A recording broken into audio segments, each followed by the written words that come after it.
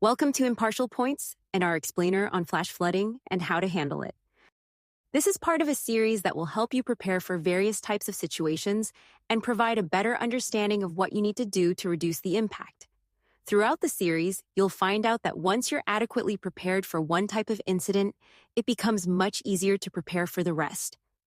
This video will walk you through everything you need to know about flash floods, what they are, how to prepare, and what actions to take before, during, and after one hits. With the right knowledge and preparation, you can greatly increase your chances of surviving and recovering from one of nature's most unpredictable threats. Flash floods are among the most dangerous and fast-moving natural disasters. They can strike with little to no warning, transforming streets into rivers and dry gullies into torrents within minutes. Every year, flash floods cause hundreds of deaths and billions in damages. But unlike many disasters, their danger comes not necessarily from their size, but from their speed. What is a flash flood? A flash flood is a rapid and extreme flow of high water into a normally dry area, or a sudden water level rise in a stream or creek. Unlike regular floods, which build slowly over days or weeks, flash floods develop quickly, often in less than 6 hours and sometimes in just minutes. Common causes include heavy rainfall from thunderstorms or hurricanes, a dam or levee failure, ice jams or debris jams in rivers, and urbanization, which prevents water absorption into the soil. Flash floods are especially dangerous because of their speed, unpredictability, and the force of the water. Just 6 inches of moving water can knock you down. 2 feet can sweep away most cars. Part 1. How to prepare before a flash flood. Preparation is your best defense. The goal is to stay ahead of the flood, not react to it in the moment. Here's what to do before a flash flood ever occurs. Know your risk. Like most things we'll discuss in this series of videos, knowing your risk is critically important to determining how much time to spend preparing for that particular hazard. Check flood zone maps from FEMA or your local emergency management office. Learn whether you live in a low-lying area near a stream or in an urban flood-prone zone.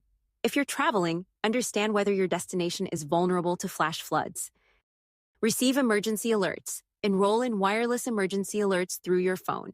While there is currently a method for authorities in the United States to push a message to your phone if you're in the impacted area, many early alerts are opt-in. Follow NOAA Weather Radio, local news apps, or emergency management agencies on social media. Set up local community alert systems if available. Make a family emergency or community network plan. Designate a meeting point in case you get separated. You should probably select an alternate location in case the primary one is disrupted. Know evacuation routes and have an out-of-town contact everyone can call to check in. Be sure to create a communication plan that doesn't rely solely on cell phones. Build an emergency kit. Your kit should include at minimum non-perishable food, water, or a method of obtaining clean water. Experts say that you should have at least 1 gallon per person per day for a minimum of 3 days. Flashlights and batteries and a method of creating a fire, extra clothing and blankets, and a method of creating a shelter, first aid supplies, and this should include any medications needed. It's also a good idea to have phone chargers or power banks, a whistle, dust masks, personal sanitation items, important documents in waterproof containers, and cash because ATMs may not work during an emergency. Drop any suggestions for additional supplies in the comments. Prepare your home. Keep gutters, downspouts, and drains clear. Elevate electrical appliances and systems if you live in a high-risk area. Install sump pumps or backflow valves. Consider purchasing flood insurance. Most regular homeowners insurance does not cover flooding. Most times, in a flash flood, there isn't much time to set up sandbags or other shields, but they're available. Part 2. What to do when a flash flood watch is issued. A flash flood watch means conditions are favorable for flash flooding in your area. It doesn't mean flooding is happening yet, but it could happen quickly. Once the watch is issued, be on alert. Be ready to move. Monitor local weather reports. Make sure your phone is charged. Keep your emergency kit and shoes near the door. Make sure you inform other family members or members of your network. Do not count on government authorities to notify the people you care about. Avoid risky areas. Do not camp or park near streams, rivers, or dry creek beds. If you live near one, consider moving to higher ground even before the warning escalates. Bring in or secure. trash cans, patio furniture, yard decorations, anything that could float away or block drainage paths. Part 3. What to do during a flash flood warning. A flash flood warning means flooding is occurring or imminent. This is the time to act immediately. Here's how to stay alive and safe. Get to higher ground immediately. Evacuate to higher floors or move to higher hills if you're outside. Avoid underground areas like basements, parking garages, or subway stations. Avoid elevated positions you can't escape if the water rises, like an attic. Never wait it out in a low-lying area or near a stream. The water may rise in seconds. Do not attempt to drive through flood waters. As the saying goes, turn around, don't drown. 6 inches of water can cause loss of control. 1 foot can float a small vehicle. 2 feet will sweep most cars away. Abandon your vehicle if water is rising around it and move to higher ground. FEMA advises getting on the roof of your vehicle. Stay indoors if possible. If in a safe location, stay put. Avoid elevators, use stairs. Do not touch electrical equipment if you are wet or standing in water. Listen to emergency alerts.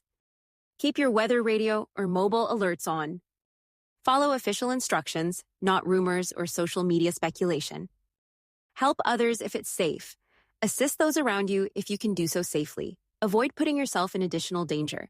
The first demand of rescue is to avoid creating another victim. Part 4. What to do if you are caught outdoors. If you're caught outside when a flash flood hits, move immediately to the highest ground possible. Climb if it's safe. Trying to outrun the water seems unlikely to work. Avoid bridges, canyons, or underpasses, which may funnel floodwaters or collapse. Stay out of floodwaters if at all possible. The water may be contaminated, conceal sharp objects, or have a dangerous current. Part 5. What to do after a flash flood. Once the water recedes, new dangers emerge. Don't let your guard down. Remember, post-flood conditions can still be deadly. Stay informed. Continue listening to weather and safety alerts. Don't return home until authorities declare it safe. Avoid floodwaters. Floodwaters may contain sewage, gasoline, pesticides, or industrial chemicals. Be wary of downed power lines or underground cables. Standing water can hide deep holes, sharp debris, or structural damage.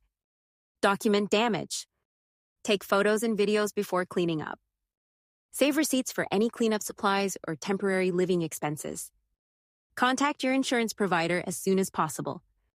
Clean carefully. Wear protective gear, gloves, boots, masks. Disinfect items touched by floodwaters. Watch for mold, especially within the first 24 to 48 hours. Watch for structural damage. Check for cracks in the foundation, warped walls, sagging ceilings, or gas leaks. Get professional help if you need it. Turn off utilities until professionals can inspect them. Take care of mental health. Flash floods are traumatic events. It's normal to feel anxious, irritable, or exhausted. Seek counseling if needed, and check in with your loved ones. If you're part of a community that experienced widespread flooding, support networks and aid may be available. Final tips and summary. Let's review the key steps. Before the flood, know your risk and sign up for alerts. Prepare emergency kits, plans, and supplies, and make your home flood ready and stay aware of weather patterns. During the flood, get to high ground fast. It's best not to drive through water.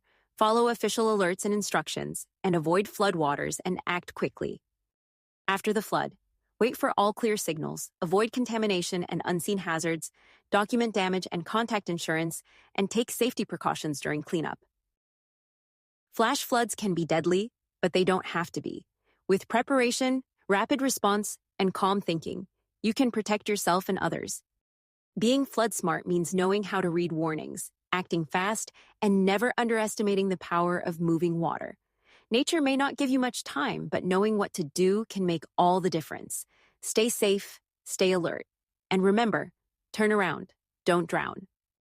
We hope you found this discussion informative and insightful. Until next time, stay curious and keep exploring the world of information at your fingertips. If you found this video helpful, please like, subscribe, and share with others. Join us next time on Impartial Points.